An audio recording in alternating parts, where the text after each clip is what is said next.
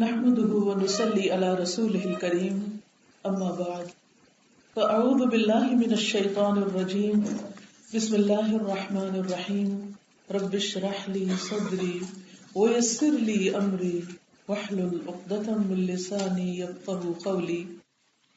انسان زندگی میں جو بھی کام کرتا ہے، انسان یہ چاہتا ہے کہ اس کا اسے کوئی نتیجہ یا ریوارڈ یا اس کا کوئی نہ کوئی آؤٹ کم دیکھنے کو ملے۔ مثلاً اپنی روزمرہ زندگی میں ہم بہت سے کام کرتے رہتے ہیں۔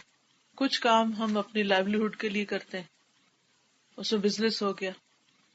جب بھی کوئی شخص کو بزنس سٹارٹ کرنے لگتا ہے تو وہ یہ ضرور دیکھتا ہے کہ اس کا پروفٹ کتنا ہوگا، کتنے % ہوگا۔ اسی طرح اگر آپ کوئی جاب کر رہے ہیں تو اس میں بھی آپ دیکھتے ہیں کہ سیلری کیا ہوگی اور پھر کتنے عرصے میں زیادہ ہو جائے گی یا کب کتنی ڈبل ہو جائے گی، اور یہ انسان کی ایک نیچر ہے۔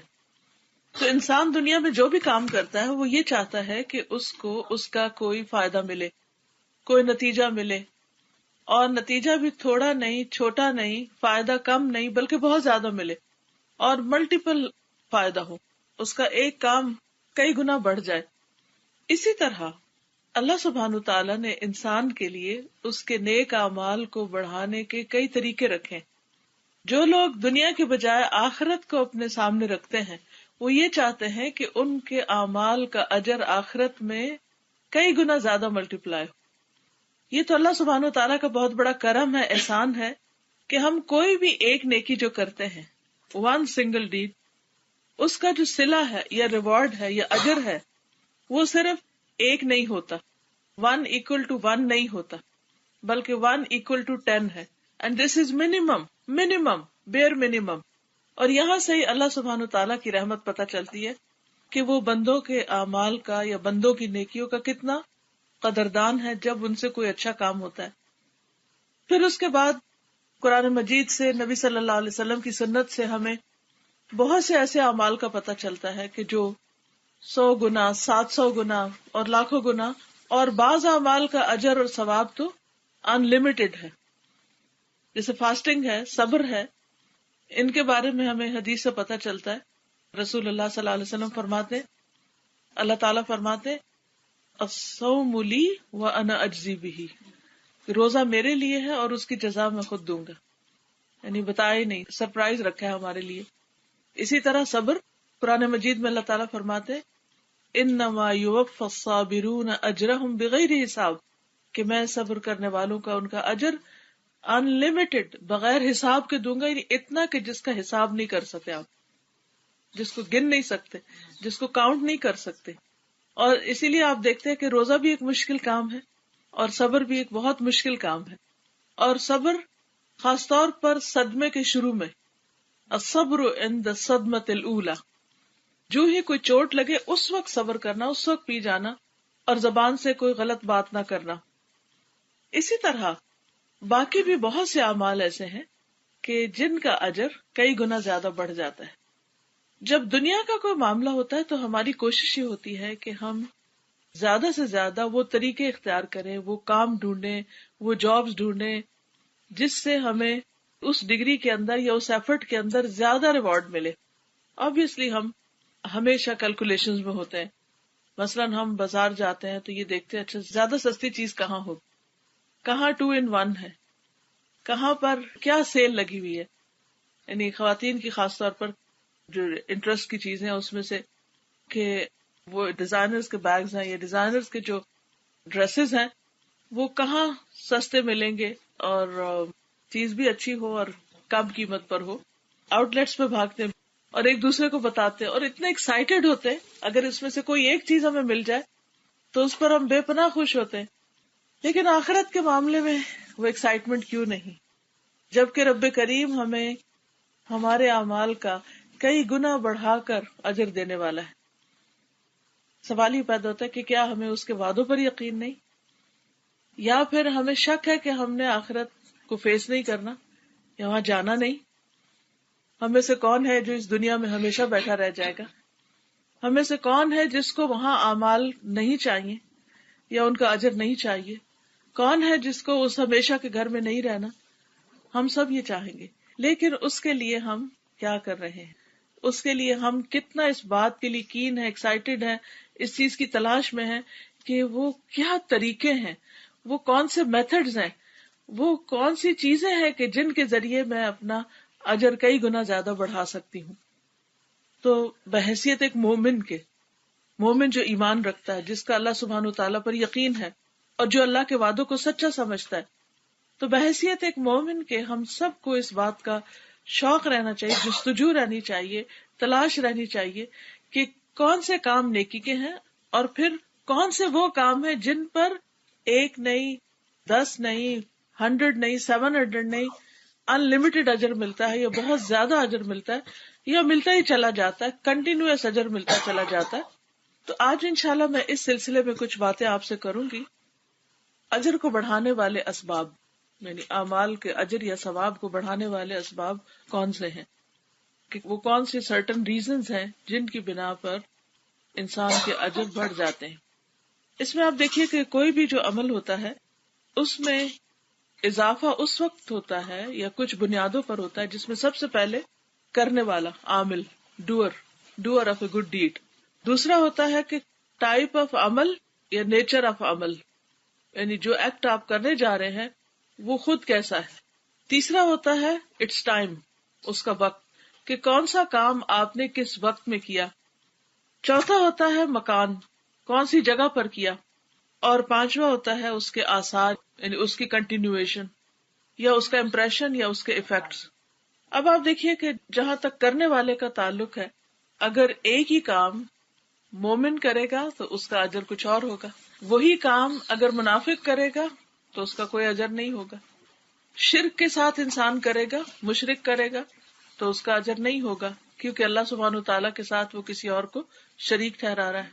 تو اس لیے بعض اوقات لوگ اس بات پر بہت جھگڑا کرتے ہیں کہ فلاں اور فلاں شخص جو ہے ٹھیک ہے، اگر وہ مسلم نہیں بھی لیکن اس نے بہت بڑے بڑے کام کیے تو اس کو اجر کیوں نہ ملے. وہ تو اللہ اور اس بندے کا معاملہ ہے، لیکن اصل بات یہ ہے کہ اللہ تعالیٰ نے ہمیں جو شرائط بتائی ہیں وہ یہ ہے کہ عمل صالح کے ساتھ، نیک عمل کے ساتھ ایمان ضروری. جب تک ایمان نہیں، پہلا سٹیپ نہیں، تو دوسرے پہ آپ آ نہیں سکتے. دوسری چیز ڈیڈ اٹ سیلف، کہ آپ کون سا کام کر رہے ہیں، کیونکہ ایک ہی کام بظاہر دیکھنے میں وہ حلال ہو سکتا ہے لیکن اس کے اندر گڑبڑ ہو سکتی. مثلا آپ کے کئی ایکشنز ایسے ہوتے ہیں جو دیکھنے میں بہت انوسنٹ لگ رہے ہوتے ہیں لیکن حقیقت میں وہ ہوتے نہیں، کیونکہ ان کے پیچھے نیت ٹھیک نہیں ہوتی. مثلا ایک شخص 5 وقت نماز کو جاتا ہے مسجد، دیکھنے میں تو بڑا نیک کام ہے، سب کہیں گے کہ مسجد جانا تو بڑی نیکی کا کام ہے، لیکن اس کی نیت کیا ہے کہ اس کے جو نیبرز ہیں ان کو پتا چلے کہ یہ بہت نیک ہے، پائس ہے اور بہت اچھا انسان ہے. تو وہ مسجد جانا جو ہے وہ اس کے لیے فائدے کا نہیں ہوگا، کیونکہ اس نے لوگوں کو دکھانے کے لیے مسجد کی راہ اختیار کی. تیسری چیز یہ کہ کس ٹائم پر کیے. مثلا کوئی کام آپ رمضان میں کرتے ہیں اس کا اجر بڑھ جاتا ہے. مثلا نماز آپ وقت کے اندر پڑھتے ہیں تو اس کا اجر کچھ اور ہوتا ہے. وہی نماز آپ وقت کے باہر پڑھتے ہیں تو اس کا کوئی ثواب نہیں ہوتا. جسے کہتے ہیں نا پنجابی میں ایک محاورہ ہے، ویلے دی نماز اور کویلے دیا ٹکرا، یعنی پھر تو وہ صرف ٹکرے مارنے والی بات رہ جاتی، کیونکہ قرآن مجید میں آتا ہے کہ ان الصلاۃ کانت علی المؤمنین کتابا موقوتا، کہ بے شک نماز مومنوں پر وقت کی پابندی کے ساتھ فرض کی گئی کہ ود ان ٹائم ہو. پھر اسی طرح آپ دیکھیں کہ حج کا جو عشرہ ذوالحج ہے اس کے اندر اگر آپ کوئی کام کرتے ہیں تو اس کا اجر کئی گنا زیادہ بڑھ جاتا ہے. پھر رمضان کی آخری راتیں جو ہیں، طاق راتیں جو ہیں، آخری عشرہ جو ہے اس میں کی ہوئی عبادت جو ہے وہ کئی گنا زیادہ بڑھ جاتی، خاص طور پر قیام اللیل. تو اس چیز کا بھی خیال رکھنا چاہیے کہ کون سا کام کب ہو رہا ہے.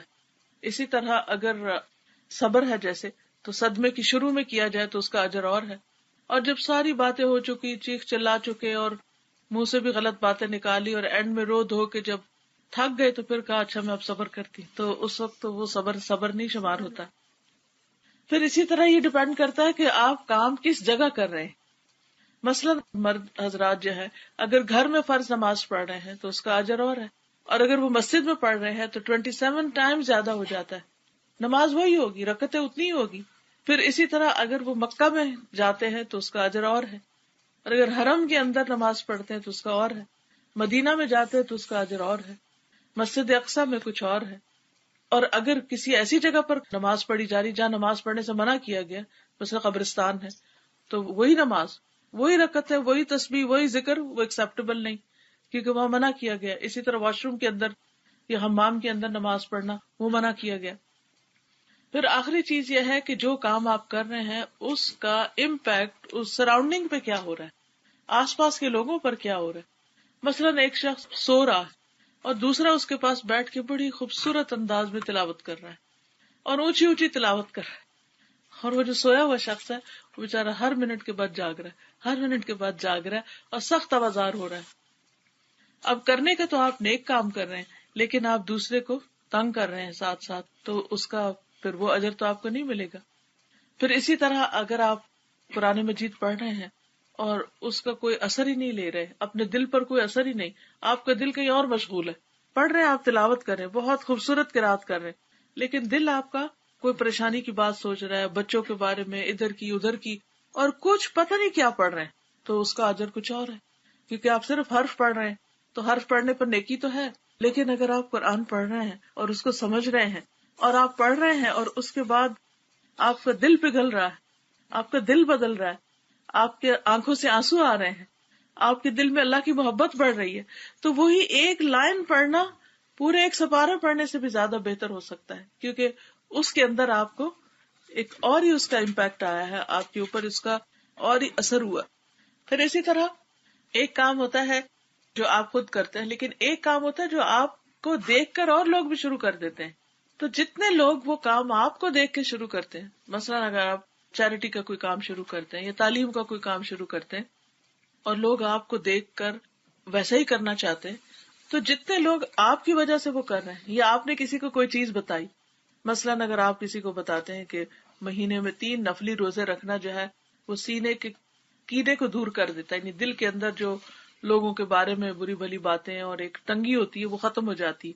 اب آپ مہینے میں 3 روزے رکھتے ہیں، یا آپ ہر سوموار کو اور جمعرات کو روزہ رکھتے ہیں، اور آپ کو دیکھ کے اور لوگ بھی رکھنے لگتے ہیں، اچھا آپ رکھ رہے ہیں میں بھی رکھتی، کیونکہ انسان کی نیچر ہے کہ اس کو اکیلے کام کرنا مشکل لگتا ہے، لیکن جب وہ کسی اور کو دیکھتا ہے وہ کر رہا ہے تو وہ بھی شروع کر دیتا ہے. تو ایسے میں کیا ہوتا ہے کہ آپ کو دیکھ کے کسی اور نے رکھا تو اس نے جو رکھا اس کا اجر آپ کو بھی مل رہا ہے.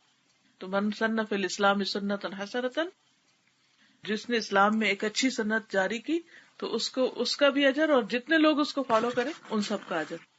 تو اس اعتبار سے جب آپ کوئی بھی اچھا ڈیڈ کرنے لگے، کوئی بھی اچھا کام آپ کرنے لگے، تو ضرور سوچیں کہ میری نیت کیا ہے، کام کا طریقہ کیا ہے، میں اس کو کس جگہ پر کر رہا ہوں اور کس وقت کر رہا ہوں، اور پھر اس کا امپیکٹ دوسروں پر کیا پڑے گا.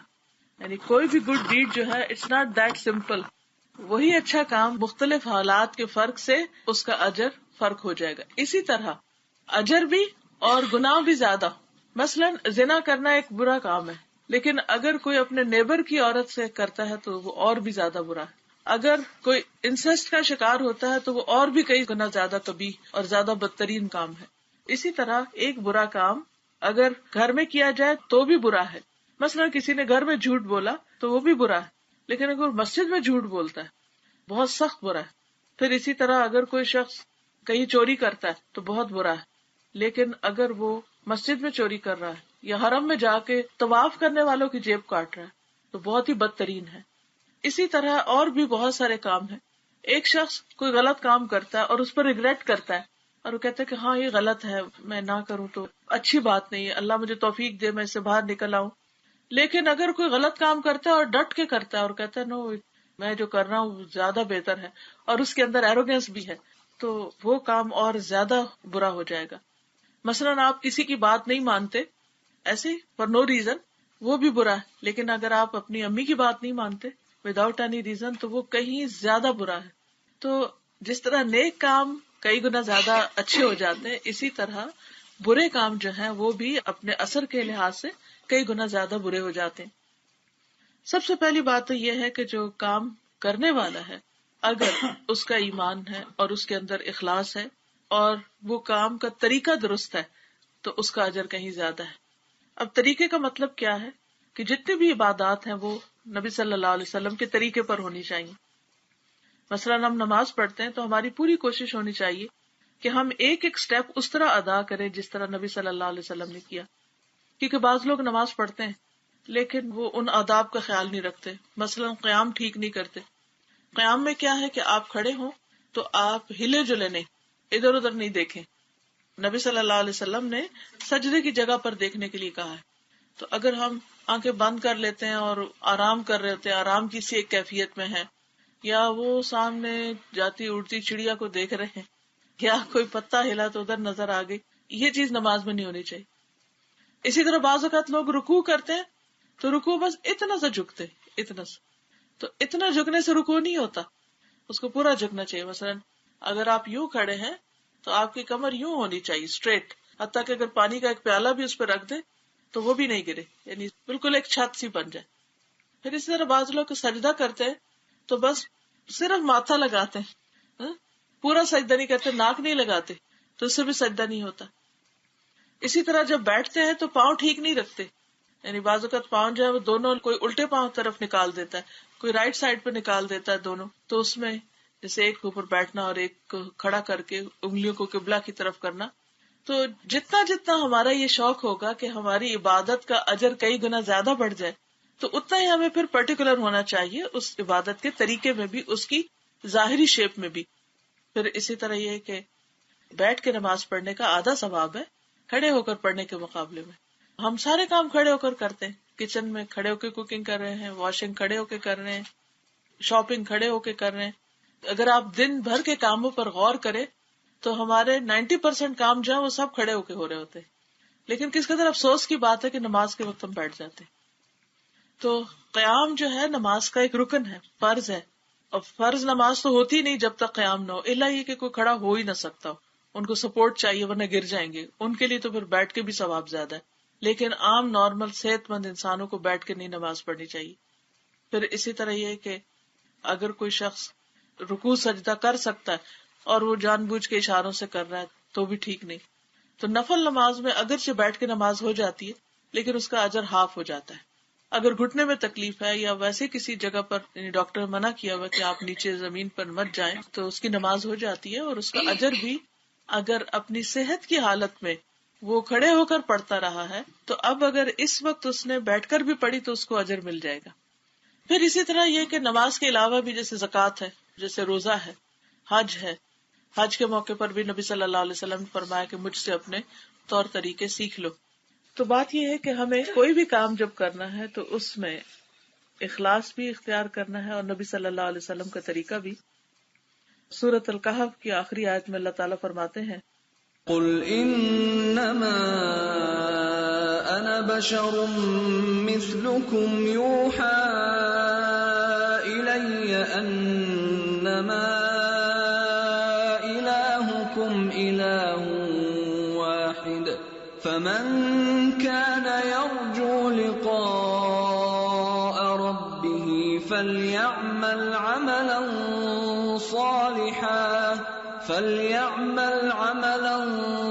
صالحا ولا يشرك بعبادة ربه احدا. کہہ دیجئے بے شک میں تمہاری طرح ہی ایک انسان ہوں، میری طرف وحی کی گئی ہے کہ تمہارا الہ بس ایک ہی الہ ہے. بس جو کوئی اپنے رب سے ملاقات کی امید رکھتا ہو اسے چاہیے کہ نیک کام کرے. فَلْيَعْمَلْ عَمَلًا صَالِحًا وَلَا يُشْرِكْ بِعِبَادَةِ رَبِّهِ أَحَدًا، اور اپنے رب کی عبادت میں کسی دوسرے کو شریک نہ کرے. تو نیک عمل کے لیے شرط ہے کہ انسان آخرت میں اجر کی امید رکھتے ہوئے کرے اور اپنے رب کے ساتھ کسی اور کو شریک نہ کرے. رب کے ساتھ کسی اور کو شریک کیسے کیا جاتا ہے؟ بعض اوقات تو ہم باہر سے شریک بنا لیتے ہیں، بعض اوقات خود ہمارا اپنا نفس شریک ہو جاتا ہے. ہم کوئی بھی کام اس وقت کرتے ہیں جب ہمارا دل کرتا ہے، جب ہمارا موڈ ہوتا ہے، جب ہم وی فیل لائک ڈوئنگ. کئی دفعہ نیکی کے بہت سے کام ہوتے ہیں اور ہم کیا کہتے ہیں، I don't feel like doing it. بچوں کو آپ کہتے ہیں نا کہ بھی نماز پڑھیں یا اور کوئی کام کریں تو وہ کہتے ہیں ہمارا دل نہیں چاہ رہا، اور سمپل ریزن دل نہیں چاہ رہا کہہ کے بات ختم. اب آپ دیکھیے کہ ایک طرف اللہ سبحانہ و تعالیٰ آپ سے کہہ رہے ہیں کہ یہ کام کریں. مثلاً آذان ہوتی ہے تو اس میں کیا کہا جاتا ہے، حی علی الصلاۃ، حی علی الفلاح، آؤ نماز کی طرف آؤ. کامیابی کی طرف. دل کیا کہتا ہے؟ ابھی نہیں میں کر سکتا، ابھی دل نہیں چاہ رہا، ابھی دل نہیں چاہ رہا. ادھر آپ کو نماز کی طرف بلایا جا رہا ہے اور ادھر دل آپ کو آرام کی طرف بلا رہا ہے. اب دونوں میں ایک کشمکش ہو گئی نا. اب آپ کا امتحان ہے کہ آپ کس طرف جاتے. تو موسٹلی ہم کس کی بات مان لیتے ہیں؟ دل کی بات مان لیتے ہیں. تو دل جو ہے الہ بن جاتا ہے، دل خدا بن جاتا ہے انسان کا جب وہ اللہ سبحانہ تعالیٰ کی بات چھوڑ کر اپنے دل کی بات مانتا ہے. تو اس لیے ہمیشہ یہ دیکھنا چاہیے کہ اس وقت ایک عبد، ایک بندہ ہونے کی حیثیت سے میری ذمہ داری کیا ہے، مجھے اس وقت کیا کرنا چاہیے، میری ڈیوٹی کیا ہے. مثلا آپ دیکھیں کہ آپ میں سے کچھ لوگ ہو سکتا ہے جاب کرتے ہوں یا آپ کے ہسبینڈ جاتے ہوں، تو جب ڈیوٹی پہ جانا ہوتا ہے، بعض لوگ صبح 3 بجے جا رہے ہیں، 4 بجے جا رہے ہیں، 5 بجے جا رہے ہیں، کیا اس وقت کوئی یہ کہتا ہے کہ آج میرا موڈ ہی نہیں جانے کو، آج تو سنو پڑ رہی ہے اور آج تو بہت سردی ہے، آج تو بہت سنی ڈے ہے، انجوائے کریں گے، چھوڑو کیا جاب پہ جانا. کیا اس وقت ہم اپنے دل کی مانتے ہیں یا اس وقت ہم اپنی ضرورت کو دیکھتے ہیں کہ what is most needed at this time؟ اپنا موڈ نہیں بلکہ اب کرنا کیا ہے، کیونکہ اس کو پتا ہے اگر میں جاب پر نہیں گیا تو جاب سے چھٹی ہو سکتی، اور آج کل جاب ملنا بہت مشکل ہو گیا، تو مجھے اپنی اس جاب کو ریٹین کرنا ہے اور مجھے جانا ہی جانا ہے. بچوں کو اسکول جانے کا ٹائم ہوتا ہے، تو کیا اس وقت وہ یہ کہہ سکتے آج ہمارا موڈ ہی نہیں اسکول جانے کا، ایک دن 2 دن نہیں جائیں تو پھر آپ دیکھیں کیا ہوگا. ہم خود بھی بچوں کو گھر نہیں رہنے دیں گے کہ نہیں تم تو پیچھے رہ جاؤ گے دوسروں سے، تمہیں جانا ہی جانا ہے. تو دنیا کے معاملات میں ہم اپنے موڈ کو، ہم اپنی مرضی کو کبھی بھی آگے نہیں آنے دیتے. ہم اس وقت یہ دیکھتے کہ اس وقت کرنے کا کام کیا ہے. مثلا بچوں کو اسکول سے آنا ہے اور آپ کو کھانا تیار رکھنا ہے یا ان کو کچھ کھلانا ہے، اس وقت آپ یہ نہیں کہتے میرا کچھ موڈ نہیں ہو رہا کچھ پکانے کا، میں جا کے سو رہی ہوں. نہیں، آپ کو پتا ہے کہ اگر آپ سوئے تو پھر کیا ہوگا گھر میں. تو ہم میں سے ہر شخص، ہر عقل مند شخص یہی کرتا ہے کہ وہ اپنے دل کی باتیں نہیں مانتا بلکہ یہ دیکھتا ہے کہ اس وقت کرنے کا کام کیا ہے. اور عبادت نام بھی اس چیز کا ہے. عبادت کا مطلب ہے عبد. عبد کہتے ہیں غلام کو، اور غلام کا کیا کام ہوتا ہے، ایک سرونٹ کا کیا کام ہوتا ہے کہ اس کا آقا جو اسے کہہ رہا وہ کرتا چلا جائے. اچھا بعض اوقات یہ ہوتا ہے کہ ہم کام تو کر لیتے ہیں، اچھا نماز کا وقت ہے نماز پڑھ لیتے ہیں، رمضان آ گیا روزے رکھ لیتے ہیں، حج کرنے کو جا رہے ہیں حج کر لیتے ہیں، لیکن اس میں پیچھے کچھ گڑبڑ ہوتی ہے، وہ اخلاص نہیں ہوتا. وہ کیا ہوتا ہے، اس کی کچھ ریزنز ہیں یا اس کے کچھ طریقے ہیں. مثلاً کچھ چیزیں ایسی ہوتی ہیں جو اس اصل کام کے اندر بگاڑ پیدا کر دیتی ہیں، اس کو خراب کر دیتی ہیں. جیسے دودھ اچھا بھلا دودھ ہے، اگر آپ اس میں 1 قطرہ یوگرٹ ڈال دیں تو کیا ہوگا، 1 قطرہ ہے صرف، آپ کے نا اتنا بڑا کارٹن ہے دودھ کا اور 1 قطرے سے کیا ہوگا، نہیں 1 قطرہ اس کو بگاڑ دے گا، وہ دودھ نہیں باقی رہے گا دودھ. اسی طرح کھانے میں بعض اوقات آپ دیکھیں، بعض اوقات ڈرنکس کے اندر بعض اوقات چھوٹی سی چیز ہوتی ہے اس کا پورا کلر چینج کر دیتی ہے، اس کا ٹیسٹ چینج کر دیتی ہے، اس کی خوشبو چینج کر دیتی ہے. یا بعض چیزیں اگر نہ ڈالی جائے، انگریڈینٹس میں سے کوئی ایک مس کر دیا جائے تو کھانے کا مزہ ہی نہیں بنتا. تو بالکل اسی طرح آپ سمجھیے کہ نیک عمل جب تک کچھ چیزیں اس میں ہوں گی نہیں، اس کے سارے انگریڈینٹس پورے نہیں ہوں گے، یا پھر اگر اس میں سے کوئی مسنگ ہوگا تو وہ عمل اس سٹینڈرڈ پہ پورا نہیں اترے گا، اور اگر کوالٹی کا عمل نہیں ہوا تو وہ ایکسپٹیبل نہیں ہوگا، قبول نہیں ہوگا، اور اگر بیر منیمم ایکسپٹیبل ہو بھی گیا تو اس کا اجر بڑا نہیں ہوگا. اس لیے بہت احتیاط کی ضرورت ہے کہ وہ ساری چیزیں جو ہیں وہ پوری ہوں. اب وہ کیسے؟ مثلاً بعض اوقات دل میں انسان کوئی نیک عمل کرتا ہے تو اس لیے تاکہ لوگوں کو خوبصورت لگے، لوگوں کے لیے وہ بہت خوشنما بن جائے. مثلاً اگر ہم قرآن مجید پڑھیں اور یہ سوچیں کہ لوگ اپریشیٹ کریں کہ واہ کیا قرات ہے، کیا خوبصورت پڑھتا ہے، تو واہ واہ چاہنے کے لیے اگر ہم قرآن بھی پڑھ رہے ہیں تو بھی ایکسپٹیبل نہیں. پھر اسی طرح بعض اوقات ہم اس لیے کوئی کام کر رہے ہوتے ہیں کہ ہائے لوگ کیا کہیں گے، اور خصوصاً جب اس طرح کے لوگوں کو ہم دیکھتے ہیں تو فوراً وہ کام شروع کر دیتے. مثلاً ہم عام طور پر اگر دوپٹہ نہ لیں اور جب کوئی دیکھیں کہ درس دینے والی خاتون آ رہی ہے تو ہم اپنا دوپٹہ ٹھیک کرنے لگے، یا یہ کہ مسجد جا رہے ہیں تو مسجد جاتے ہوئے ہم اس طرح کا ڈریس پہن لیں کہ وہ مولوی صاحب شاید اندر نہیں جانے دیں مسجد میں، یا ہائے لوگ کیا کہیں گے کہ دیکھو یہ اسی طرح مسجد آ گئی، مسجد ایسے نہیں آنا چاہیے. تو مجھے بڑی بازو کا حیرت ہوتی ہے کہ دین مسجد کے اندر تو نہیں ہمارا چرچ کی طرح کہ دین صرف چرچ کے اندر اور باہر گاڈ کا کوئی تعلق نہیں زندگی کے کسی معاملے سے. نہیں، ہمارا رب جو ہے وہ تو ہر جگہ دیکھتا ہے اور اس کی عبادت اطاعت ہر جگہ اور ہر موقع پر کرنی چاہیے، وہ ہماری چوائس پر مبنی نہیں ہے. پھر اسی طرح بعض اوقات ہم کچھ کام صرف کسی کی رسپیکٹ میں کرتے ہیں کہ ہائے میرے فادر ہیں، اگر میں نے نہیں کیا تو وہ کیا کہیں گے کہ اس نے اتنا بھی نہیں کیا. ٹھیک ہے، ان کی رسپیکٹ اپنی جگہ ہے، لیکن نیکی کا کوئی کام اللہ کے لیے کرے، فادر کے لیے نہیں کرے. بعض اوقات بچے جو ہیں وہ فادر نے کہا تو نماز پڑھ لو تو پڑھ لیتے، آپ اپنے بچوں کے پیچھے پڑے رہتے ہیں نماز پڑھو تو وہ پڑھ لیتے ہیں، چھوڑ دیں تو وہ نماز نہیں پڑھتے، تو وہ آپ کے لیے نماز ہو گئی نا. تو ان کو اپنے سے ڈرانا یا اپنے لیے کام کروانے کی عادت نہیں ڈالنی چاہیے، وہ سب بھی اپنے رب کے لیے کریں. اور میں نے تو بلکہ یہ کرائیٹیریا رکھا ہوا تھا کہ بچے کی اصلاح اس وقت تک کرنی ہے جب تک وہ میرے کہے بغیر نماز شروع کر دے، میرے کہے بغیر اور اچھے کام شروع کر دے.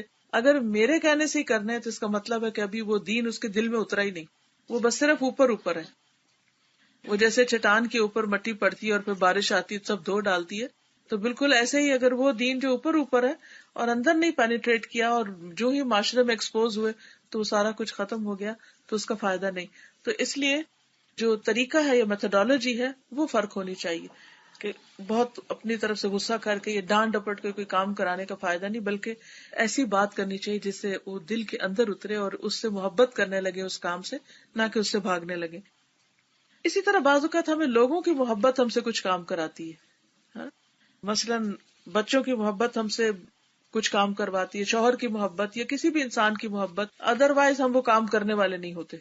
تو یہ بھی موٹو ٹھیک نہیں ہے، کیونکہ قرآن مجید میں آتا ہے کہ کچھ لوگ جب کھانا کھلاتے ہیں تو وہ کہتے ہیں انما نطعمکم لوجہ اللہ لا نرید منکم جزاء ولا شکورا، ہم تمہیں اللہ کے چہرے کی خاطر کھلا رہے ہیں. یہاں مطلب یعنی اللہ کا دیدار ہو ہمیں، ہم اس کا ریوارڈ یا صلہ صرف اس شکل میں چاہتے ہیں. ہمیں تمہاری اپریسیشن یا تعریف ان چیزوں کی ضرورت نہیں ہے، اور ہمیں تم سے شکریہ بھی نہیں چاہیے. یعنی وہ اتنا زیادہ اس سے بے نیاز ہوتے ہیں کہ کوئی ان کی تعریف کرے. اور یہ ایک بہت بڑی غلامی سے آزاد ہونا ہے. جب انسان بندوں کے لیے کام کرتا ہے اور بندے وہ کرتے ہی نہیں ہے، مثلاً ہسبینڈ کے لیے ایک لمبی چوڑی کوکنگ کی اس نے 5 منٹ میں کھا کے اور نہ شکریہ ادا کیا نہ کچھ، تو آپ دیکھیں کہ پھر کتنی فرسٹریشن ہوتی ہے. انسان پھر کہتا ہے اچھا کوئی فائدہ نہیں ہوا، مجھے اچھا ڈریس پہنا کسی نے تعریف نہیں کی، کیا فائدہ ہوا، اس کا فائدہ نہیں، اس کا فائدہ یہاں نہیں ملنے والا. اگر آپ لوگوں کے غلام بن کے رہیں گے اور لوگوں کی تعریف اور لوگوں کی محبت میں کام کرتے رہیں گے تو زندگی میں فرسٹریشن کے سوا کچھ حاصل نہیں ہوگا. اگر اللہ سبحانہ وتعالیٰ کا یقین اور احساس اور احسان کے درجے پہ کام کریں گے کہ میرا رب یہاں دیکھتا ہے، کیونکہ کہتے ہیں نا کہ نیک عمل اس طرح کرو گویا تم اللہ کو دیکھ رہے ہو. اور اگر یہ کیفیت نہ ہو تو پھر یہ تو ضرور سوچو کہ اللہ تعالیٰ تمہیں دیکھ رہا ہے، کہ اللہ تعالیٰ تمہیں دیکھ رہا ہے. اور دل کی خوشی کی کیا انتہا ہوتی ہے کہ جب کوئی نہیں دیکھ رہا ہوتا اور آپ کوئی اچھا کام کر رہے ہوتے ہیں سیکریٹلی، خاموشی کے ساتھ، کسی کو پتہ نہیں چلا، آپ نے انڈیکیشن بھی نہیں دی، آپ نے کسی کو خبر بھی نہیں دی، تو آپ دیکھیں کہ اس کام کی جو ایک گہری سکینت آپ کے دل کے اندر اترتی ہے وہ دکھاوے سے نہیں اترتی. دکھاوے سے وقتی طور پر کوئی تعریف کر دیتا ہے، آپ کو ایک دم آپ بھی ایکسائٹیڈ ہوتے ہیں، خوش ہو جاتے ہیں، تھوڑی دیر کے بعد ایکسائٹمنٹ ختم ہو جاتی. لیکن یہ جو اللہ کی خوشی کے لیے کام ہوتا ہے وہ آہستہ آہستہ آپ کے دل میں، آپ کے چہرے پر، آپ کے پورے وجود، آپ کی پوری شخصیت کا حصہ بن جاتا ہے اور آپ بالکل ایک ریلیکسڈ انسان ہو جاتے ہیں، جیسے آپ واقعی کسی کی پروٹیکشن میں چل پھر رہے ہوں. پھر اسی طرح یہ ہوتا ہے کہ بعض اوقات ہم کوئی نیک کام کرتے ہیں کسی سے کوئی مطلب نکالنے کے لیے. جیسے بعض اوقات بچوں کو آپ مثلا کوئی کام کہتے ہیں یہ کرو یہ کرو، وہ نہیں کرتے، اور جب وہ دیکھتے ہیں آپ ناراض ہونے لگے ہیں تو وہ پھر کرنے لگتے ہیں تاکہ آپ نے ان کو جو ریوارڈ دینا ہے یا ان کے ساتھ کوئی پرومس کیا ہوا ہے تو وہ پورا ہو سکے. تو اس لیے بہت ضروری ہے یہ بات کہ ہم کسی انسان سے کسی قسم کا کوئی مطلب حاصل کرنے کے لیے یا ان کی تعریف کے لیے یا ان کی تنقید سے بچنے کے لیے یا ان کی اپریسیشن ایسے کسی وجہ سے کام نہ کریں. ہم جو بھی نیک کام کریں وہ صرف اپنے رب کے لیے کریں. وَلَا يُشْرِكْ بِعِبَادَةِ رَبِّهِ أَحَدًا. قرآن مجید میں ایک اور جگہ پر آتا ہے الا للہ الدین الخالص، خبردار اللہ کے لیے ہے خالص دین، خالص پیور، کوئی کسی اور کا شائبہ نہیں اس میں، یہ بھی شامل ہے وہ بھی نہ، صرف اللہ کے لیے. کیونکہ انسان جب اللہ کی نعمتوں کو یاد کرتا ہے کہ میرے رب نے مجھے اتنا کچھ دیا، میں اس کو کیا دے رہی. آپ دیکھیں کہ اللہ نے جو چیزیں آپ کو دی نا وہ آپ ہی کو دی ہیں. مثلا آپ کی آنکھیں آپ کی آنکھیں ہیں، اللہ تعالیٰ نے اس میں کسی کو شریک نہیں کیا کہ اچھا تم بھی دیکھ لو ان آنکھوں سے اور وہ تمہارے بچے بھی تمہاری آنکھوں سے دیکھیں گے. سوچئے تھوڑی دیر، اگر ہمیں جو ہماری پرسنل پرائیویٹ تھنگز ہیں اگر ہمیں اپنے گھر والوں کے ساتھ شیئر کرنی پڑتی تو ہماری زندگی کتنی حرام ہو جاتی. اگر ہمیں ہاتھ ملا اور یہ ہو کہ یہ ہاتھ تمہارا بھی اور اس کا بھی، اور ہم ہر وقت ایک جنگ میں رہتے. وہ کہتے ہیں یہ ریسورسز مجھے چاہیے، وہ کہتا ہے مجھے چاہیے، کہ ہر شرکا جو ہے ان کے اندر کچھ نہ کچھ ٹسل چلتی رہتی ہے. تو اس نے جو ہمیں دیا اس میں سے بہت چیزیں ایسی ہیں جو صرف ہماری ہیں، ہم ہی کو دی گئی. مثلاً آپ کو اگر برین دیا ہے، آپ بہت برینی ہیں، آپ بہت انٹیلیجنٹ ہیں اور آپ اس سے سب کچھ کر رہے ہیں، تو ہول سول پورا گفٹ آپ کو ملا ہوا ہے. کسی اور کو اس میں شریک نہیں کیا، کسی اور نے آپ کو نہیں دیا، نہ اس میں آپ کو کوئی بینیفٹ کر رہا ہے. لیکن جب ہم اس برین سے سوچتے ہیں یا اس سے کوئی کام لے کر کرتے ہیں تو ہمارے کوارے گارے کو شامل کر لیتے ہیں اس میں، اور خالص اللہ کے لیے اس کام کو نہیں کرتے. تو اس لیے بہت ضروری ہے کہ جب ہم نماز میں بھی کھڑے تو بار بار اس چیز کی کوشش کریں، نہیں میری یہ نماز اللہ کے لیے ہے. قل ان صلاتي ونسكي ومحياي ومماتي للہ رب العالمین. کہہ دیجئے بے شک میری نماز اور میری قربانی، میری زندگی اور میری موت اللہ رب العالمین کے لیے، میرا سب کچھ میرے رب کے لیے، کیونکہ میرے رب ہی نے مجھے دیا تو میں اسی کی خاطر اس کو کرنے والی ہوں. لا شریک لہ، اس کا کوئی شریک نہیں. وبذالک امرت، مجھے اسی چیز کا حکم دیا گیا. وانا اول المسلمین، اور میں سب سے پہلا فرما بردار ہوں. میں یہ ویٹ نہیں کروں گا کہ اور کون کیا کر رہا ہے کیا نہیں کر رہا، میں خود آگے بڑھ کر سب سے پہلے یہ کام کروں جو اللہ تعالیٰ کو پسند ہے. آپ کو یاد ہوگا کہ پہلے دو انسان جن میں جھگڑا ہوا تھا وہ دو بھائی تھے، حابیل اور قابیل. جب سے حابیل کی قربانی قبول کر لی گئی، قابیل کی نہیں قبول کی گئی، تو حابیل نے کیا کہا تھا؟ انما یتقبل اللہ من المتقین، کہ بے شک اللہ متقی لوگوں سے قبول کرتا ہے. تو تقویٰ کیا ہوتا ہے؟ دل کے اس احساس کا نام جس میں اللہ کی محبت ہو، اللہ کا خوف ہو، اس بات کا احساس ہو کہ میرا رب مجھے دیکھتا ہے. تو جو بندہ اللہ تعالیٰ کی محبت میں، اللہ تعالیٰ کے احساس کے ساتھ کوئی بھی نیک کام کرتا ہے، ہاں اس کی نماز ہو یا روزہ ہو کچھ بھی، تو وہ کام اللہ تعالیٰ قبول کر لیتے ہیں. اور اس کا ریوارڈ پھر آپ کو معلوم ہے کتنا. صرف ایک نہیں، ایک لقمہ بھی کوئی اللہ کے راستے میں خرچ کرتا ہے پیور اللہ کی رضا کے لیے، تو وہ کئی گنا زیادہ ہو جاتا ہے، حتیٰ کہ وہ پہاڑ بن جاتا ہے، جبل احد بن جاتا ہے. صرف ایک چھوٹی سی چیز، اتنی قدردانی. دنیا میں کوئی ہے جو اتنے % پروفٹ دے اور اتنا زیادہ بڑا انعام دے کہ آپ اس کے لیے ایک لقمہ کسی کو دیں اور وہ آپ کو ایک پہاڑ جتنی چیز لا کر دے؟ نیور، کبھی ہو ہی نہیں سکتا. تو جس رب نے اپنی رحمت کے دروازے آپ کے لیے کھولے ہوئے ہیں، کیا اس کے لیے ہم یہ سب کچھ نہیں کریں گے؟ اچھا، اس اخلاص کو اتنا زیادہ ہائی لائٹ کیوں کیا جاتا ہے ہمارے دین میں، اور نیت کے پیور ہونے کو اور اللہ کے لیے کام کرنے کو؟ کیونکہ اس کے کچھ بینیفٹس ہیں. ان میں سب سے پہلی بات یہ کہ انسان کے اندر استقامت آتی. جب انسان بندوں کے لیے کام کرتا ہے تو اس کا کام جمتا نہیں. وہ ایک دن کرے گا، جس دن بندے نہیں ہوئے تو کام چھوڑ دے گا. لیکن جب اللہ کے لیے کرتا ہے تو پھر اس میں کنٹینیویشن ہوتی، وہ کام کرتا چلا جاتا ہے. تعریف ملے، تنقید ملے، وہ اپنے راستے پر آگے بڑھتا چلا جاتا ہے، اس کام کو چھوڑتا نہیں. حتیٰ کہ بڑی بڑی مشکلیں آتی تب بھی نہیں چھوڑتا، کیونکہ وہ اپنے رب کے لیے کر رہا ہے. دوسری چیز یہ ہے کہ انسان حرام میں پڑنے سے بچتا ہے، ناجائز چیزوں میں پڑنے سے بچتا ہے، کیونکہ اس کو پتا ہے اس کا رب دیکھ رہا ہے. تو اگر اس نے کوئی غلط کام کیا تو اس کی پوچھ ہوگی، اس کی پکڑ ہوگی، تو فوراً اس کو چھوڑ دیتا ہے. پھر اسی طرح یہ ہے کہ انسان کو یہ پتا ہوتا ہے کہ جب میں نے اپنے رب کے لیے کیا تو وہ قدردان ہے، اور وہ قدردانی کرے گا اور مجھے اس کا کئی گنا زیادہ ریوارڈ ملے گا. اگر میں بندوں کے لیے کروں گا تو اس کا کیا مجھے ملے گا، اس لیے اس کے پھر طلب ہی نہیں وہ ہوتی. پھر یہ کہ کام آسان ہو جاتے ہیں. جس کام میں تقویٰ ہوتا ہے اللہ تعالیٰ اس کام میں آسانی پیدا کر دیتا ہے. ایک ہی نماز ہوتی ہے لیکن کچھ لوگوں کے لیے بڑی بھاری ہوتی ہے. انہا لکبیرۃ الا علی الخاشعین، نماز بڑی بھاری چیز ہے مگر خاشعین کے لیے کچھ بھی بھاری نہیں. اچھا، بھاری کب ہے؟ کہ جب آپ کے دنیا کے کام رش میں پڑے ہوتے ہیں کہ اچھا کریں کیسے کریں. لیکن جب آپ کو پتا میرا رب دیکھ رہا ہے اور میں اس وقت رب کے آگے کھڑی ہوں، آپ لمبا بھی کھڑے ہوں تو آپ کو نو ہری، کیونکہ آپ کا رب دیکھ رہا ہے نا آپ کو. آپ آرام سے سجدہ کریں، آپ بیٹھ کے ذکر کریں، آپ کچھ کریں، you will enjoy your prayer, your ذکر، یور صلاۃ، ایوری تھنگ، کیونکہ آپ ون آن ون اپنے رب کے ساتھ بات کر رہے ہیں اور وہ آپ کو دیکھ رہا ہے. اب تقلبک فی الساجدین، ڈھیروں لوگ بھی سجدہ کر رہے ہوں تو آپ اس میں کس طرح ایکشن کر رہے ہیں، وہ آپ کو دیکھ رہا ہے، آپ اس کی خاص نظر کے اندر ہیں. تو اس میں انسان کے لیے نیک کام انجوائبل ہو جاتے ہیں. پھر یعنی انسان اس وقت ان چیزوں کو کسی بوجھ تلے رہ کے نہیں کرتا. اسی طرح قرآن مجید میں آتا ہے وَمَن يَتَّقِ اللَّهَ يَجْعَل لَّهُ مِنْ أَمْرِهِ يُسْرًا، جو اللہ کا تقوی اختیار کرے گا، اللہ کے لیے کام کرے گا، اللہ تعالیٰ اس کے کاموں میں آسانی پیدا کر دے گا. تو انشاءاللہ پھر بڑے بڑے نیکی کے کام، بھاری بھاری کام بالکل ہلکے ہو جائیں گے. وہ کام جن کو کرنے کو دل نہیں چاہتا، جب آپ کو پتا ہوگا اس کا ریوارڈ بہت زیادہ ہے، تو پھر آپ کہیں گے نہیں میں تو سب سے آگے نکلوں. کیونکہ انسان کی ویکنس ہے نا کہ وہ ہمیشہ نفع نقصان کو دیکھتا ہے. پھر اسی طرح یہ ہے کہ جیسے پہلے بھی بات ہوئی کہ انسان کا عقیدہ درست ہونا چاہیے، شرک نہیں ہونا چاہیے.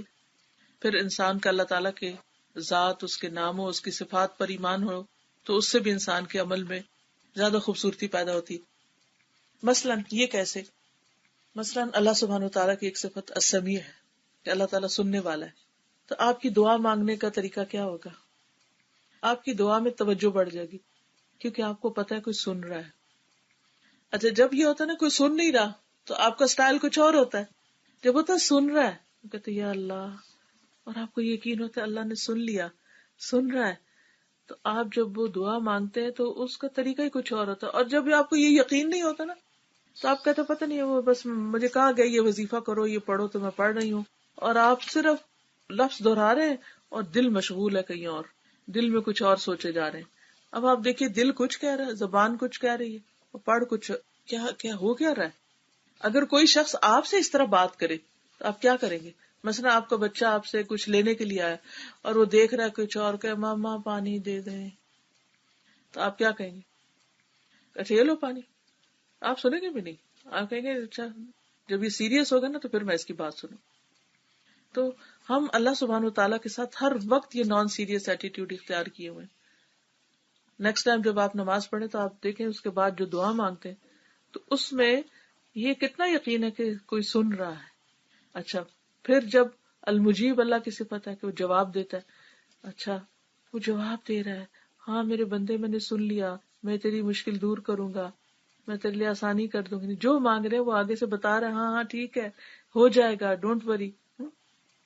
جب ہمیں یہ یقین ہو جائے تو آپ سوچئے کہ وہ ایسی کمیونیکیشن ہوتی ہے کہ جس میں پھر انسان دعا مانگنے میں ڈھیلا نہیں کبھی پڑتا. حضرت زکریا علیہ السلام نے بیٹے کے لیے کتنے عرصہ دعا کی؟ سال کی تھی. مایوس نہیں ہوئے، انہیں پتا تھا میرا رب سن رہا ہے اور میں نے مانگتے جانا ہے حتیٰ کہ قبول ہو گئی. اسی طرح جب ہمیں پتا ہے کہ اللہ قدیر ہے، وہ قادر ہے، قدرت رکھتا ہے، اسے کسی سے پوچھنے کی ضرورت نہیں، وہ سب کچھ کر سکتا ہے. تو اب آپ مشکل سے مشکل چیز جو آپ کو زندگی میں لگ رہی ہوتی ہے اور آپ اس سے مانگ رہے ہوتے ہیں اور ساتھ آپ اس کی صفت کو ذہن میں لا رہے تھے، اللہ زمین تیرے کنٹرول میں، آسمان تیرے کنٹرول میں، ستارے سارے تیرے اختیار میں، سب کچھ تو کر سکتا ہے، میں تجھ سے مانگتی ہوں، میرا کام بھی تو ہی کرے گا.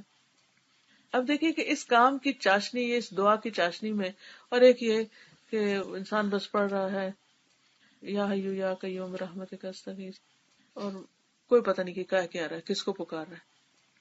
یا حیو یا قیوم کا معنی کتنا عظیم معنی ہے، اے زندہ رہنے والے، یعنی جس کو کبھی نیند بھی نہیں آئی، جس کو اونگ بھی نہیں آئی، اور جس کو فنا ہے ہی نہیں. کوئی اور ہے ہی نہیں ایسا جس کو فنا نہ ہو، کوئی اور ہے ہی نہیں ایسا جس کو نیند کی ضرورت نہ ہو. جن انسانوں پہ ہم توقع رکھتے ہیں وہ سو بھی جاتے ہیں، وہ بھول بھی جاتے ہیں، وہ مر بھی جاتے ہیں، لیکن جس رب پہ ہم ایمان رکھتے ہیں مضبوط سہارا، وہ نہ سوتا ہے، نہ نیند آتی ہے، نہ اونگ آتی ہے، نہ اس کو موت ہے، وہ ہمیشہ سے ہمیشہ رہے گا. تو یہ چیز ہمارے اندر ایک اور ہی لطف پیدا کر دیتی ہے عبادت کا